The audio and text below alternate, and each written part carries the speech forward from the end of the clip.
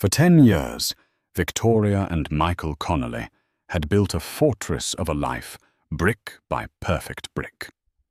A sprawling home in the suburbs of Denver, 2 successful careers, and a love story that their friends envied. But a fortress is only as strong as its foundation, and theirs was about to be shattered by a secret. It wasn't just another woman. It was the weapon she wielded. A positive pregnancy test waved like a flag of victory, meant to tear everything down. But in a war of hearts and futures, the most powerful truths are often the last to be revealed, and one final test would prove who truly held the key to the future. Victoria Davenport. Connolly loved order. It was the foundation of her profession as an architect, and the principle by which she lived her life. Her world was a blueprint of clean lines, calculated angles, and structures built to last. Her marriage to Michael was meant to be her masterpiece, a decade-long project of shared dreams and quiet compromises. Their home, a modern marvel of glass and cedar that she had designed herself, overlooked the rolling foothills of Colorado. It was a testament to their success, a sanctuary of muted colors and organized calm. Lately, however, a subtle disorder had crept into the blueprint. It started with small deviations, hairline cracks in the facade. Michael, a charismatic and driven partner at a downtown investment firm, began working later. His phone, once left casually on the kitchen counter, was now perpetually in his pocket screen, down. There was a new scent on his shirts, sometimes not the cloying perfume of a cheap affair, but something more insidious, a faint floral note that was distinctly not hers. Big merger on the horizon, he'd explain, running a hand through his sandy brown hair, his blue eyes not quite meeting hers. We're all burning the midnight oil, Vicky. Victoria, ever the pragmatist, wanted to believe him. Marriage, like any grand structure, required maintenance. It settled, it shifted, it endured external pressures. These were just stress fractures, she told herself, not foundational rot. Their most significant shared stress was the one they rarely spoke of anymore, the empty nursery on the second floor. For 3 years they had navigated the emotionally brutal landscape of infertility. The clinical appointments, the timed injections, the crushing disappointment month after month. It had worn them down, creating a silent, hollow space between them that Michael's long hours now seemed to fill perfectly. Victoria had suggested they pause the treatments a few months ago to let their lives and their marriage breathe. Michael had agreed almost too quickly, a flicker of relief in his eyes that stung more than she cared to admit. The first tangible piece of evidence arrived on a Tuesday, tucked into the pocket of his suit jacket she was taking to the dry cleaners. It was a receipt from a hotel downtown, the kind of boutique place with rooftop bars and exorbitant cocktail prices. It wasn't a room charge, but a bar tab from the previous Friday. For $187. Paid at 11:48 p.m. He had told her he was working late on the merger, eating a sad desk salad. She stood in their walk-in closet, the receipt feeling like a shard of glass in her palm. Her breath hitched. The architect in her analyzed the data. The location, the time, the amount, it was a story, and she wasn't in it. She imagined him there, laughing, his hand resting on someone else's arm, the floral scent she'd noticed now taking on a name and a face in her mind. She didn't confront him that night. Instead, she observed. She became a forensic analyst in her own home, studying the data of their life together. The credit card statements she now cross-referenced online showed a pattern of lunches at cozy bistros she'd never been to, and one recurring charge from a high-end lingerie store. A gift for her. No, her birthday had passed months ago, And their anniversary wasn't for weeks. The pieces were slotting into place, forming a blueprint of betrayal that was horrifying in its clarity. The breaking point came a week later. Michael was in the shower, and his phone, left for once on the bedside table, buzzed incessantly. It was a series of texts from a name she didn't recognize: Zoe Preston. Victoria's hands trembled, but a cold resolve settled over her. She wasn't just a wife. She was the designer of this life, and someone was trying to demolish it. She had to see the wrecking ball for herself. She unlocked the phone. His passcode was still their original anniversary, a pathetic irony that made her stomach churn. The messages were sickeningly familiar. Zoe, can't stop thinking about last night. You were amazing. Zoe, are you going to tell her soon? You promised, Michael. Zoe, I have something important to tell you. Something that changes everything. Call me the second you can. The water in the bathroom shut off. Victoria quickly locked the phone and placed it back on the table, her heart hammering against her ribs like a trapped bird. The calm, orderly world she had so carefully constructed was gone. In its place was a chaotic, unstable structure, and she was standing right on the fault line as the ground began to shake.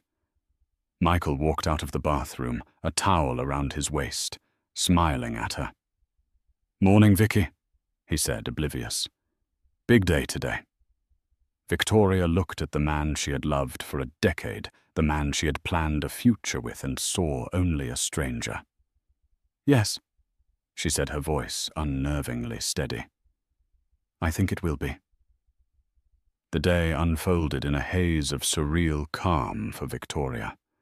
She went to her office, reviewed blueprints for a new library, and spoke with contractors, her voice a perfect mask of professional composure. Inside, however, a storm was raging. The words from the text messages were seared into her mind. Something that changes everything. Each possibility was a fresh wave of nausea. She left work early, a rare occurrence. She needed to be on her own turf within the walls she had designed when the demolition began. She sat on the minimalist sofa in their living room, the late afternoon sun streaming through the floor-to-ceiling windows, and waited. The silence of the house was deafening. Michael arrived home just after 6, his briefcase in one hand, his tie already loosened. He stopped in the doorway when he saw her sitting there, her posture rigid, her face unreadable. "Vicky, you're home early," he said, a note of caution in his voice. He tried for a smile, but it faltered. "Everything okay?" "I'd like you to tell me, Michael," she said, her voice low and even. "Is everything okay?" He set his briefcase down slowly, his eyes darting around the room as if searching for an escape route. "Tough day. The markets were a mess. You know how it is." "I don't mean work," Victoria continued, not moving a muscle. She held his gaze. "I'm talking about us, our life, this house." She gestured vaguely at their surroundings. "Is it still structurally sound?" A flicker of panic crossed his face. "What are you talking about?" "Of course it is. I found a receipt, Michael, from the Hotel Andaz, a bar tab for nearly $200 on a Friday night. You told me you were eating a salad at your desk." The blood drained from his face. He opened his mouth, then closed it. The easy charisma he wielded like a weapon was gone, replaced by the pathetic stammering of a schoolboy caught cheating on a test. "It was a client meeting. It went late. I didn't want to worry you." "A client meeting where you also bought lingerie?" She pressed her voice, gaining a sharp edge. "Was that a signing bonus?" He flinched as if struck. "Vicky, listen." "No, you listen," she said, finally standing up. She felt a tremor in her legs, but forced it to stop. I saw the texts, Michael, this morning, from Zoe Preston. The name hung in the air between them, acrid and ugly. Michael sank onto a nearby armchair, his head in his hands. The confession, when it came, was a pathetic torrent of clichés. It didn't mean anything. He was stressed. They had grown distant. It was a mistake. He loved her, Victoria, his wife. Zoe was just a distraction. A distraction. Victoria's laugh was a bitter, hollow sound. You built a second life behind my back, and you call it a distraction. Did you use my blueprints for that too? Or did you design this one all on your own? It's over, I swear, he pleaded. Looking up at her, his eyes filled with a desperate self-serving remorse. I'll end it tonight. We can fix this. We can go to counseling. We can start the treatments again. Whatever you want. The mention of the treatments was a low blow, and he knew it. He was trying to pivot back to their shared grief, their shared history, as if it could paper over the gaping hole he had just blown in their present. But it was the final text that still echoed in her mind. She said she had something important to tell you. Victoria stated, her voice dropping again. Something that changes everything. What is it, Michael? He looked away, unable to meet her gaze. I don't know. I haven't spoken to her. It was a lie, a clumsy, obvious lie. Victoria could see it in the way he shifted his weight, the way he refused to look at her. He knew, or at least he had a terrible suspicion. The lie was worse than the affair itself. The affair was a betrayal of their past. The lie was a betrayal of their future, a sign that he was still protecting his other life, still keeping his options open. Get out, she said the words, feeling foreign on her tongue. What Vicky know? Let's talk about this. He stood up, reaching for her. No, she recoiled, pulling her arm back. I can't look at you. I don't want you in my house tonight. Go stay at a hotel. The Andas, perhaps. You seem to like it there. The fight drained out of him, replaced by a weary resignation. He knew he had lost this battle. He nodded slowly, grabbing his briefcase. At the door, he turned back, his face a mask of misery. I am so sorry, Vicky, he whispered. I'll fix this. She didn't answer. She just stood there, listening to the sound of his car pulling out of the driveway, the engine noise fading into the night. The perfect silence of her perfect home rushed back in. But it was different now. It was the silence of a tomb. She wrapped her arms around herself, feeling a chill that had nothing to do with the evening air. The foundation was utterly broken, and she had a horrifying feeling that the real earthquake was yet to come. For 2 days, Victoria existed in a state of suspended animation. Michael bombarded her with texts and voicemails, filled with frantic apologies and promises, all of which she ignored. She needed space. She needed to survey the damage and decide if anything was salvageable. She walked through her silent house, touching the cool marble of the countertops and the smooth wood of the floors, feeling like a ghost in her own life. Everything that had once brought her comfort now felt like a stage set for a play whose lead actor had abandoned the script. Her sister Lena, a no-nonsense family lawyer, came over with wine and a pragmatic fury that was in its own way comforting. You file for divorce tomorrow, Lena stated, pouring a generous glass of Sauvignon Blanc. We freeze the assets. We get a court order for him to stay away. We bleed him dry, Cat. It's the only language men like him understand. I don't know what I want to do yet, Victoria admitted, swirling the wine in her glass. I just need to think. Think about what he cheated. He lied. End of story.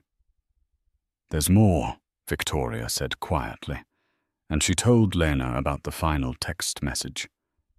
Something that changes everything. Lena's legal mind immediately went to the worst-case scenario. She's pregnant.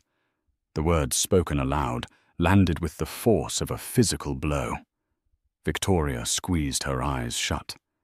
It was the one possibility she had been desperately pushing away, the one variable that could turn this demolition into a complete leveling of her world. Her answer came the next afternoon. She was sitting in her home office, trying to lose herself in the intricate details of a structural stress analysis when the doorbell chimed. She wasn't expecting anyone. Through the frosted glass panel of the front door, she could see the silhouette of a woman. Assuming it was a delivery, she opened it without checking the security camera. The woman standing on her porch was young, probably in her late 20s. She had long, dark hair, big brown eyes, and a confident, almost defiant posture. She was wearing a stylish trench coat unbuttoned to reveal a form-fitting dress. Victoria recognized the floral scent instantly. It was her. It was Zoe Preston. For a moment, neither of them spoke. Victoria's mind raced. What was she doing here? This was a brazen, calculated move. This wasn't the act of a contrite mistress.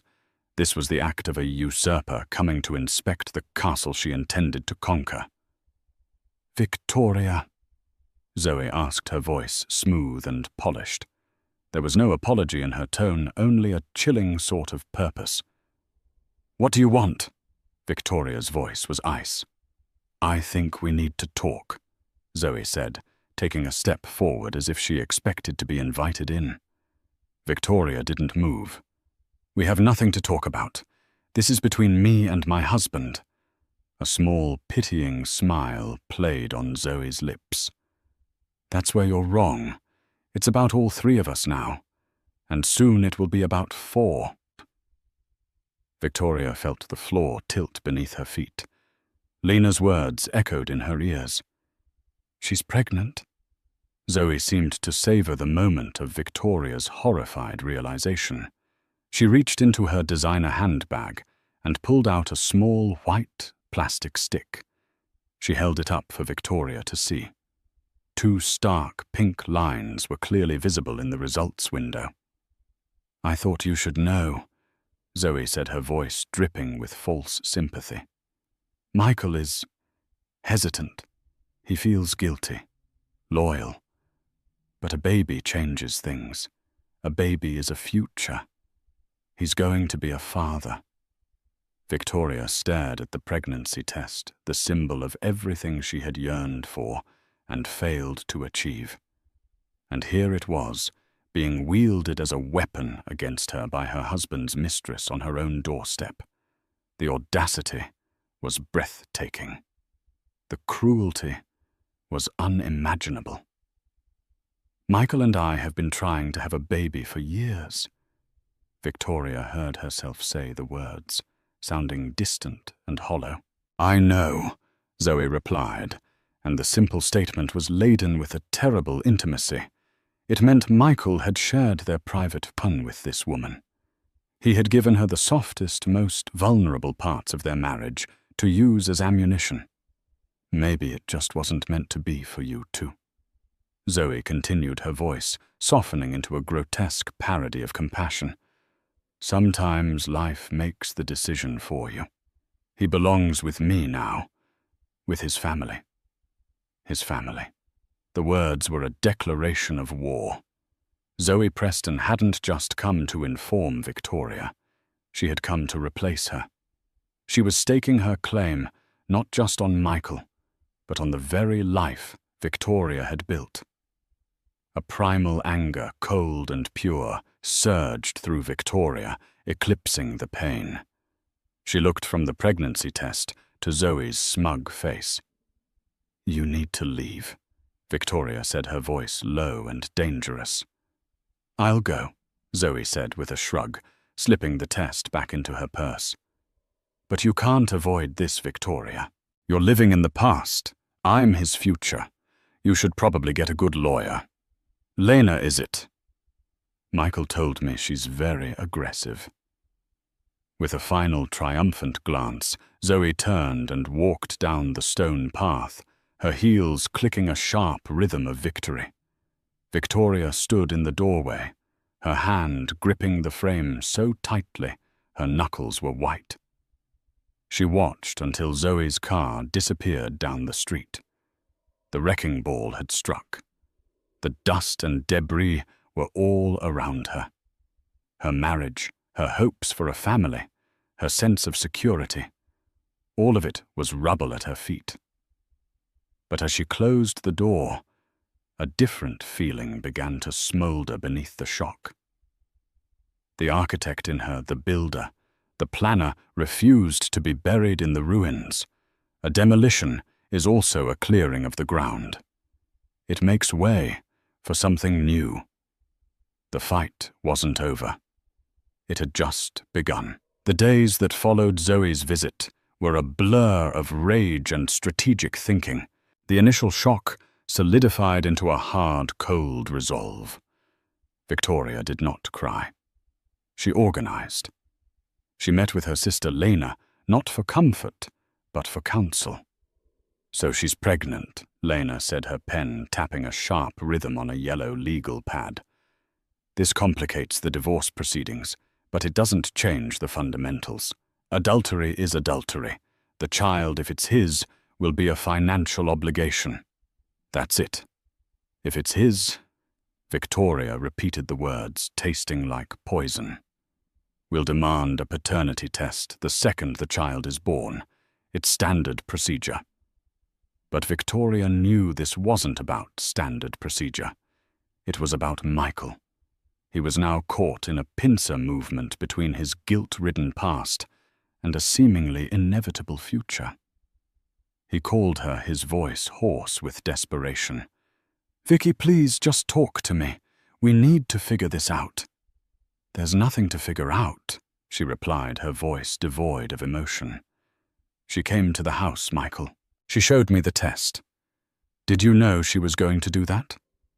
A pause on the other end of the line. "No, of course not. I would never. Vicky, I'm so sorry.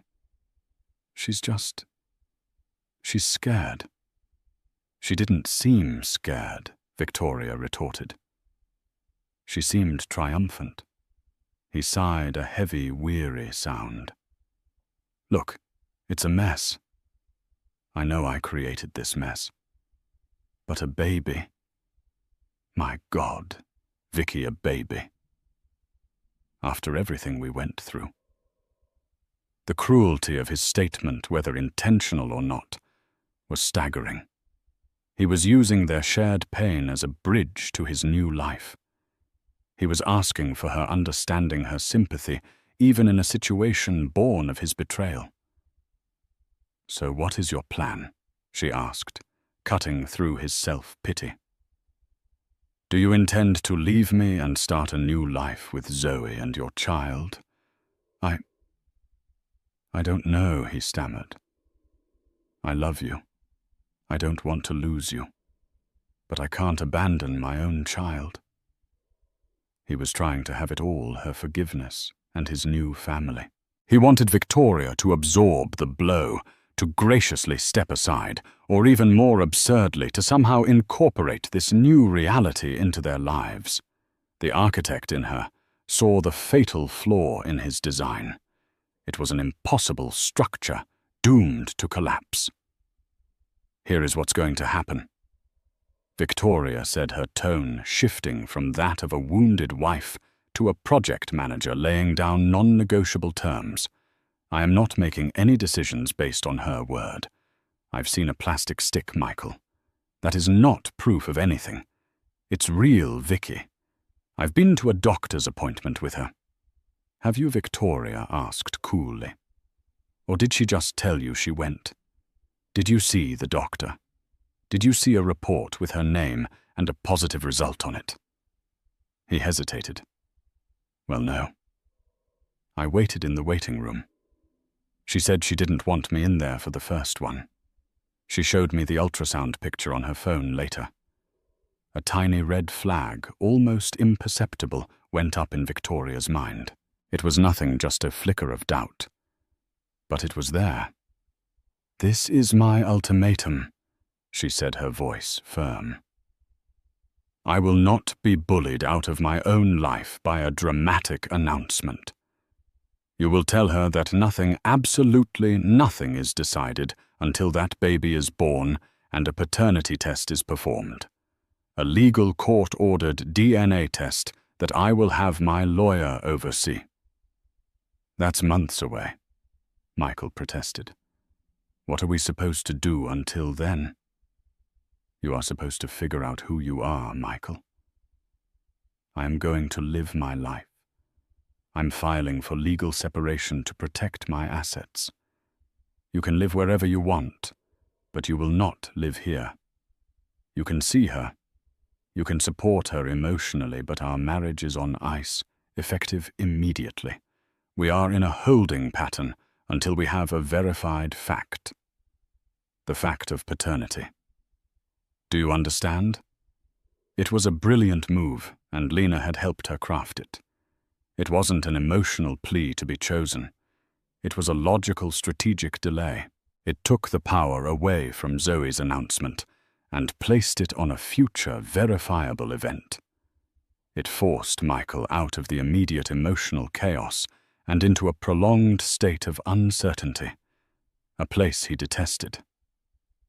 "Vicky, please don't do this," he begged. "It's already done," she said. "I've given you the terms. The only thing you have to decide is whether you agree to them." She could hear the conflict in his silence. He was trapped. To refuse was to show his hand to fully align with Zoe and abandon any hope of reconciliation with Victoria. To agree was to put Zoe and their supposed future on hold, to live in limbo for the better part of a year. He chose the coward's path, the one that kept all his options on the table. "Okay." He conceded, his voice heavy with defeat. "Okay, Vicky. Your terms." After she hung up the phone, Victoria walked to the window and looked out at the mountains. She had stalled the demolition. She had bought herself time. But as she stood there, the little red flag in her mind began to wave more insistently. He waited in the waiting room. She showed him a picture on her phone. An architect doesn't just look at a finished building. They scrutinize the plans. And something about Zoe's blueprint was starting to feel off. A nagging sense of doubt began to take root. What if the foundation of Zoe's entire story was just as rotten as her own marriage had been?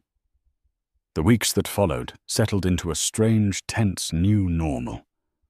Michael moved into a furnished corporate apartment downtown, a sterile purgatory between his two lives. He and Victoria communicated only through brief, functional texts about bills or mail.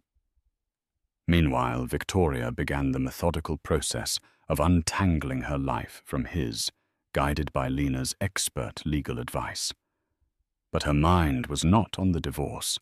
It was consumed by a new project, a forensic investigation into Zoe Preston.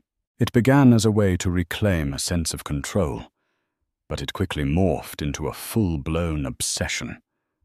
The architect who built her life on facts and precision could not accept the flimsy evidence presented to her.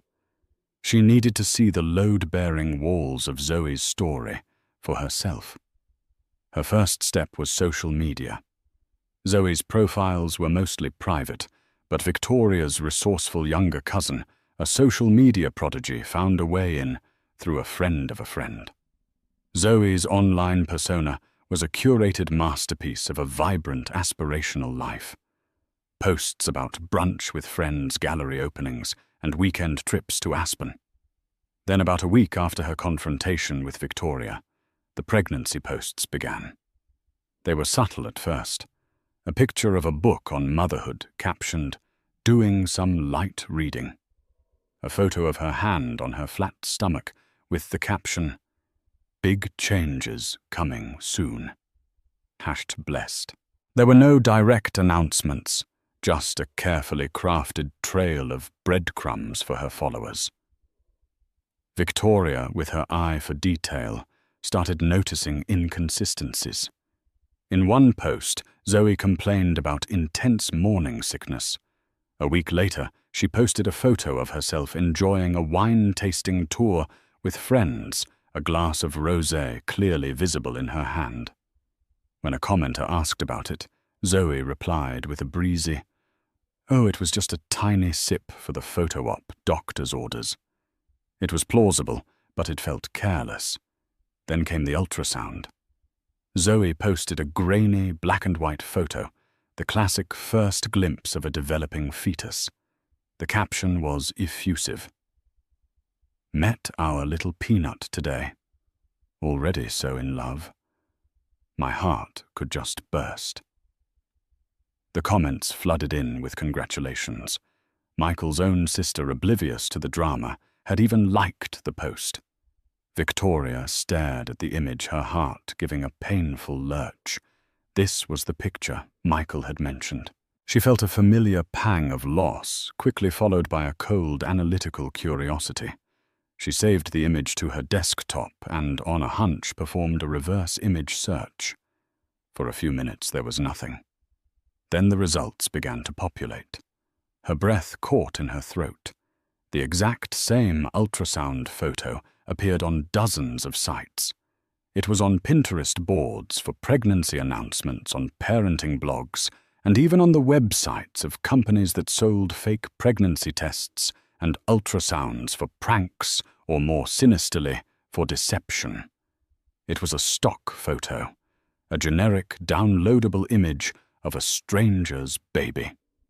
Victoria leaned back in her chair, her mind reeling.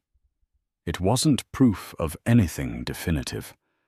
Zoe could have lost the original image and downloaded a similar-looking one to post. But coupled with the other inconsistencies, it was a significant crack in the facade. Driven by this new discovery, Victoria took a bolder step. She hired a private investigator, a discreet professional recommended by Lena. His name was Paul, a former cop with a weary face and intelligent eyes. "What am I looking for?" Paul asked during their first meeting in a quiet coffee shop. "I'm not sure," Victoria admitted. "The woman, Zoe Preston, claims she's pregnant with my husband's child. But something feels wrong. I want to know about her life, her history. Is she who she says she is? And most importantly, I need to know if she is actually pregnant." Paul nodded, taking notes.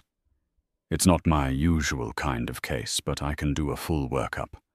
Financials, employment history, surveillance. If she's faking a pregnancy, there will be signs. People who fake it get sloppy. They forget which lie they told to which person. They don't go to doctor's appointments. We'll find out." The first report from Paul came a week later. It was a dossier of Zoe's life. She worked as a marketing manager at a tech startup. She had a mountain of debt, student loans, credit cards, a car payment she was behind on. Her job was stable, but her salary was nowhere near enough to support the lavish lifestyle she projected online. She wasn't an heiress or from a wealthy family. She was a woman living far beyond her means, likely funded by the gifts and cash Michael had been giving her. She wasn't just a mistress. She was an opportunist.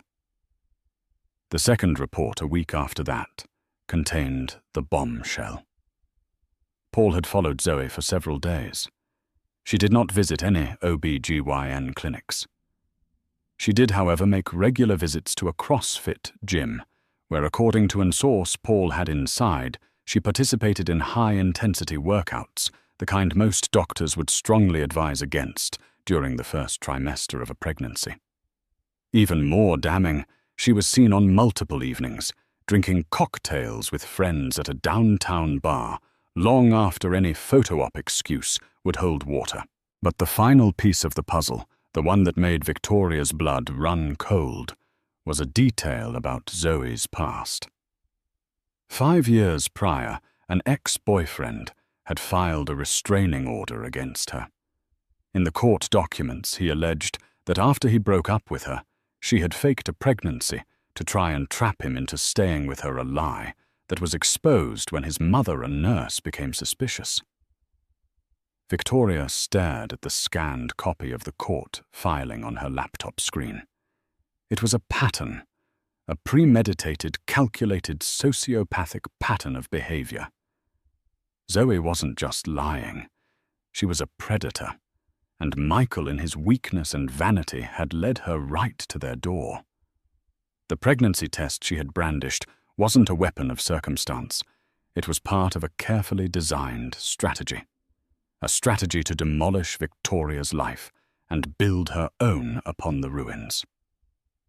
Victoria closed the laptop. The time for waiting was over. The time for surveillance and suspicion was over. She now had the blueprints to Zoe's entire fraudulent construction. It was time to bring the whole thing crashing down. The final report from Paul, the private investigator, arrived in a sealed manila envelope. Victoria sat at her wide oak desk, the evening light casting long shadows across the room, and read the damning words detailing Zoe's history of deceit. It wasn't a single crack in the facade. It was a comprehensive structural failure. The entire edifice of Zoe's story was built on a foundation of lies. A cold, clarifying anger settled over Victoria, displacing the last vestiges of grief. This was no longer just a personal betrayal. It was a calculated fraud, an invasion. The time for passive observation was over. The time for demolition had come. She picked up her phone, her movements deliberate, and dialed Michael's number. He answered on the first ring, his voice a mixture of hope and anxiety. "Vicky. Is everything okay?" "I'm ready to talk," she said, her voice devoid of any warmth, as cool and polished as the marble countertops in her kitchen. "We are going to resolve this, all 3 of us. I want you to bring Zoe to the house tomorrow evening at 7. A panicked stammer came from the other end of the line. "What, here together?" "Vicky. I don't think that's a good idea. That's just asking for a disaster. It will be too emotional. Emotion is no longer part of this equation." "Michael." She cut him off, her tone leaving no room for debate. "This is now a matter of facts. My home provides a controlled environment where we can review those facts. This is not a request. If you refuse, I will immediately instruct Lena to proceed with the divorce on the most aggressive terms possible. And the information I now possess will be submitted as evidence. I can't predict the fallout, but I doubt your firm's partners would appreciate this kind of publicity. 7 o'clock. Don't be late." She hung up, the click of the call ending echoing the finality in her voice. She had laid the trap, and she knew he would walk into it. He was too desperate to keep his options open, too terrified of losing everything to defy a direct order. The next day, Victoria prepared for the meeting with the meticulous precision of an architect preparing for a final project presentation. She moved through her home not as a resident, but as a strategist. She adjusted the lighting in the living room to be bright and clinical, eliminating any soft, forgiving shadows. She set out 3 glasses and a single pitcher of ice water on the coffee table, a deliberate, sterile arrangement. She reviewed the contents of the folder Paul had prepared, each document a carefully placed explosive charge. Finally, she went upstairs to dress. She chose a simple, severe black sheath dress. It wasn't armor against pain. She was past that. It was a uniform. It projected authority control and the somber finality of the occasion. When she looked in the mirror, she saw not a grieving wife, but a woman who had taken back control of her own narrative. At exactly 7:00 p.m., the familiar chime of the doorbell echoed through the quiet house. Taking a deep, steadying breath, she walked to the door and opened it. They stood on her porch, a grotesque parody of a couple. Michael was pale, his eyes darting nervously, radiating an aura of profound misery. Beside him, Zoe was a vision of defiant confidence. She wore an expensive-looking cream-colored dress that was just tight enough to hint at a curve that wasn't there. Her hand was placed high on her stomach in a gesture of maternal protection that was so theatrical it was nauseating. Her eyes, however, held a triumphant glint. She believed she had already won. "Thank you for coming," Victoria said, her voice a placid surface over a sea of cold resolve. She stepped aside. "Please come in." She led them to the living room, the stage she had so carefully set. Michael sank into the sofa, as if his legs could no longer support him, but Zoe sat forward, perched on the edge of the cushion, like a predator ready to pounce. So Zoe began, unable to resist taking the lead. Her voice was syrupy with false magnanimity. "Have you finally decided to accept reality, Victoria? I'm glad. It's so much better for everyone, especially the baby, if we can handle this transition, like adults."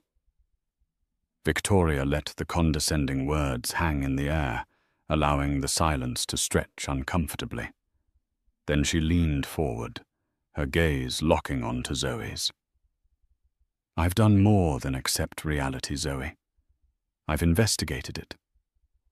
She picked up the file from the seat beside her and placed it on the coffee table with a soft, definitive thud. "Michael, you told me you saw an ultrasound picture on Zoe's phone. A first glimpse of your peanut. Was it this one?" She slid a glossy 8x10 print of the stock photo across the table. Michael squinted at it. "Yes, I think so. That's it."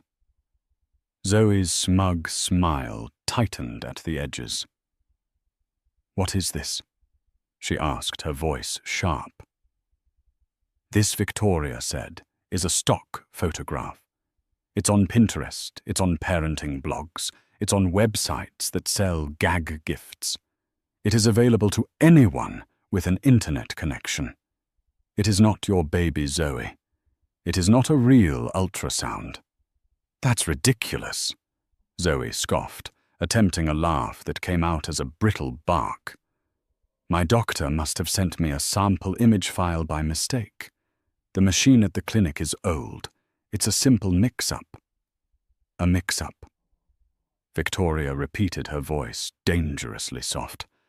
"Like the mix-up on your Instagram, where you complained of debilitating morning sickness one week and were then pictured enjoying a wine-tasting tour the next." She slid the printouts of the social media posts across the table. "I was holding the glass for a friend." For the picture, Zoe insisted, her voice rising. She turned to Michael, her eyes wide with feigned indignation. "Can you believe this? She's been stalking my social media." "Michael, it's pathetic." Michael looked from the photos to Zoe, a seed of doubt finally taking root in his panicked eyes. "Zoe, just explain. I don't have to explain anything," she snapped before turning back to Victoria. "You're obsessed." "My investigation was far more thorough than Instagram." Victoria continued, her calm voice slicing through Zoe's rising hysteria. She placed the PI's neatly typed report onto the growing pile of evidence. "According to this, you haven't visited an OB/GYN clinic once in the past month. You have, however, maintained your membership at a CrossFit gym, participating in workouts that would be considered high risk." You've also been seen drinking cocktails at the Green Russell on at least 2 separate occasions. My investigator has time-stamped photos. The blood drained from Zoe's face. She again whirled on Michael, her strategy shifting from denial to outrage. She had me followed. Your wife had a man follow me. Michael, this is insane. She's unhinged. You need to do something. But Michael wasn't looking at her anymore. He was staring at the report, at the black and white proof of a life that showed no signs of pregnancy. He physically recoiled from Zoe on the couch, the space between them suddenly a gaping chasm. Victoria let the weight of the surveillance report settle before she delivered the final blow. She slid a scanned legal document to the top of the pile. And then there is the question of character. This is a copy of a restraining order filed 5 years ago by your ex-boyfriend, a Mr. Kevin Novak. In his sworn statement, he alleges that you faked a pregnancy to manipulate him into staying with you. It seems you have a history of making this particular mix-up. The room fell into a dead, suffocating silence. The evidence was all there, a mountain of methodical truth. Zoe was exposed, stripped bare of all her lies. The confident usurper had vanished, replaced by a cornered, frantic fraud. Zoe, tell me this isn't true. Michael whispered, his voice cracking with the agony of his own monumental foolishness. Zoe's head snapped toward Victoria, her face a twisted mask of pure hatred. The game was over. She had nothing left to lose. You think you've won, don't you? She spat, her voice venomous. You think you've been so clever. You get to keep your perfect house and your pathetic, cheating husband. You think you get to keep your perfect little life. This was never about winning him back, Victoria said, her voice filled not with triumph, but with a deep, weary sadness. It was about revealing the truth. Because the truth is the only thing a future can be built on. And speaking of the future, there's one more piece of the truth you both need to know. With a slow, deliberate movement, she reached into her purse. She didn't pull out another document or another photograph. She pulled out a small, white plastic object and placed it on the table separate from the pile of lies. It was a digital pregnancy test. On its small screen, 2 words glowed clear and irrefutable. Pregnant, 2 to 3 weeks. The gasp that ripped from Michael's throat was a raw, ragged sound. Zoe stared, her jaw slack, her eyes wide with utter uncomprehending disbelief. The architect of a fictional future was face to face with a real one she could never have predicted. I was feeling tired. I thought it was stress. Victoria stated, her voice quiet but firm in the ringing silence. My doctor confirmed it yesterday. It seems that one of our last attempts before we paused the treatments finally worked. A bit of a delayed miracle. The finality of it broke Zoe completely. Her carefully constructed world had not just been exposed. It had been obliterated by a truth more powerful than any of her lies. A choked sob escaped her lips. She fumbled for her purse, knocking over her untouched glass of water, and scrambled for the door, fleeing the scene of her own humiliation. The slam of the front door echoed like a gunshot. Michael remained frozen, his gaze locked on the glowing screen of the test. He looked up at Victoria, his eyes swimming with a desperate, pathetic cocktail of awe, horror, and a sudden, insane hope. Vicky, he began, his voice a broken plea. A baby. Our baby. Victoria met his gaze, and the vast, empty distance between them was now uncrossable. She took a single step back, severing the last invisible thread that connected them. Yes, she said, her voice soft, but as final as a signed decree. My baby. My future. And it's a future you will have no part in designing. In the deafening silence that followed Zoe's chaotic exit and Michael's shattered departure, the house seemed to exhale. Victoria stood motionless in the center of the living room, her eyes fixed on the small digital screen of her pregnancy test, a beacon of truth amidst the wreckage. The adrenaline that had sharpened her senses and steadied her voice began to recede, leaving a profound, bone-deep weariness in its wake. She didn't feel victorious. She felt hollowed out, as if she had just supervised the controlled demolition of her own life's work. The air was thick with the dust of 10 years of shared memories, now tainted and fractured. She walked over to the coffee table, gathered the printouts of Zoe's lies, and dropped them into the recycling bin. She left her pregnancy test on the mantelpiece, a solitary, powerful statement of fact. The first email from Michael arrived before dawn. It was a chaotic torrent of self-loathing and panic. I am a fool. A monster, the worst man on earth. I threw away everything for a lie. Vicky, I know you can never forgive me. I don't deserve it. But please don't shut me out. She read it, her face impassive, and then deleted it. More followed, each one a different strategy. There was the nostalgic plea referencing their first apartment and their wedding day. There was the desperate bargain, promising her anything therapy, a new start, a life dedicated solely to her happiness. Then, as the reality of her pregnancy settled in his mind, the tone shifted. The emails began to focus on them, on their baby. This is a sign, Vicky. It has to be one read. After all the pain, all the doctors, all the disappointment. For it to happen now, it's a miracle. Fate is giving us a second chance, a reason to rebuild. For our child. He was trying to use their baby as a bridge back to her, a biological lifeline to pull himself from the abyss of his own making. Each email was a blueprint for a reconciliation she knew was structurally impossible. He didn't understand. The baby wasn't a repair kit for their broken marriage. It was the cornerstone of her new independent life. Lena saw the emails and her legal mind took over. This is emotional manipulation, Kat. He's trying to leverage the child before it's even born. Don't reply. Let me handle all communication. Victoria agreed, but she knew one final conversation was necessary. Not for him, but for her. She needed to draw the final indelible line on the blueprint of her future. She agreed to meet him at a quiet, neutral cafe, a place with no shared history to ghosts in the corners. He was already there when she arrived, looking gaunt and diminished.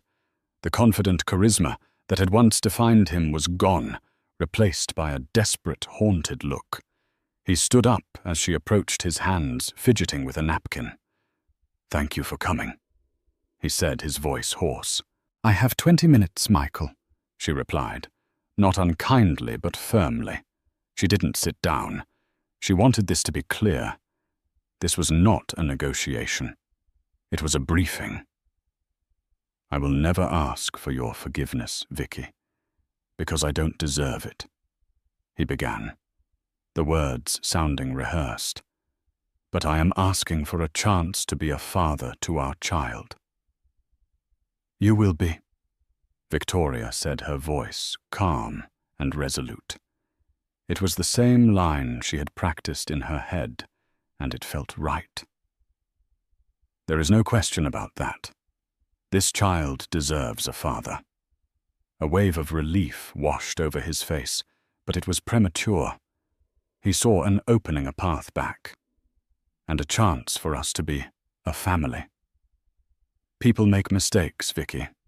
Horrible, unforgivable mistakes. But this baby, it's a miracle. After everything we went through. Doesn't that mean something? Doesn't that mean we're meant to fight for this? Victoria looked at him, at the man she had loved for a decade and felt a profound sense of sorrow for the person he could have been. What it means is that we created a life, Michael. It's a beautiful, miraculous thing, and I will be grateful for it every day. But it doesn't erase your choices. A miracle doesn't absolve you. She leaned forward slightly, her voice dropping but gaining intensity. Trust is the foundation of a marriage, Michael. It's the primary load-bearing wall. And you didn't just put a crack in it. You took a sledgehammer to it repeatedly, and then you invited a stranger to help you knock it down. You were ready to abandon me and our entire history for a fiction. You can't rebuild a skyscraper on a sinkhole. She saw the fight drain out of him, the last flicker of hope dying in his eyes as her words landed. He finally understood. My child, she continued, her voice softening, deserves to be raised in a home built on truth, stability, and respect, not on the rubble of betrayal. We will co-parent. We will be civil. You will be his or her father, but you will not be my husband. That is the final word. He finally nodded, a single tear tracing a path down his cheek. Okay, Vicky. I understand. Lena handled the divorce with the swift, merciless efficiency of a surgeon. Stripped of any moral high ground, Michael agreed to all of Victoria's terms. The house her design and her sanctuary was hers. Her financial security was ensured. The legal ties that had bound them for a decade were severed with the stroke of a pen. As the seasons changed, so did the architecture of Victoria's life. The sprawling house, once a monument to a shared dream, slowly became her own. She threw herself into her work with renewed passion, designing structures that were innovative, strong, and filled with light. Her belly grew a constant, gentle reminder of the future taking shape within her. The empty nursery, for so long a symbol of grief, became her favorite project. She didn't paint it blue or pink, but a soft, optimistic yellow, the color of sunlight. With Lena's help, she assembled the crib, her own 2 hands building the safe, sturdy frame where her child would sleep. Her friends, who had given her space during the worst of the turmoil, now filled her home with warmth and laughter. They threw her a baby shower in the backyard, and surrounded by their genuine love. Victoria realized she was building a new kind of family, one founded not on a legal contract, but on unwavering loyalty and true affection. One crisp autumn afternoon, she stood in the completed nursery, organizing tiny clothes in a dresser. The late sun streamed through the window, casting a warm glow on the room. She looked out at the fountains, their peaks resolute against the clear sky, and felt the baby kick a sudden, definitive flutter. She gasped, then laughed, placing a hand on her stomach. It was a real, tangible connection to the new life she was now responsible for. She thought of the 2 pregnancy tests. One, a cheap piece of plastic, a mass-produced lie brandished as a weapon to destroy. The other, a quiet, astonishing truth that had arrived not as a prize in a war, but as a compass pointing her toward a new beginning. She had lost a husband, but she had found her purpose. The demolition was complete. The ground had been cleared. Now, standing strong and serene in the life she was designing for herself, she was ready for the most important groundbreaking of all. Victoria's story is a powerful reminder that the truth always finds a way to surface, often in the most unexpected ways. It shows us that in the face of deep betrayal, true strength isn't about fighting to hold on to what's broken, but about having the courage to build something new from the ground up. She thought her future was tied to a man and a marriage. But the real test proved that her future was, and always had been, within herself. Her journey from a heartbroken wife to a powerful, independent mother is a testament to the resilience of the human spirit. What would you have done in Victoria's situation? Could you ever forgive a betrayal like that, even with a child involved? Let us know your thoughts in the comments below. If this story resonated with you, please give this video a like, share it with someone who might need to hear it, and don't forget to subscribe to our channel for more real-life dramas and powerful stories. Thank you for listening.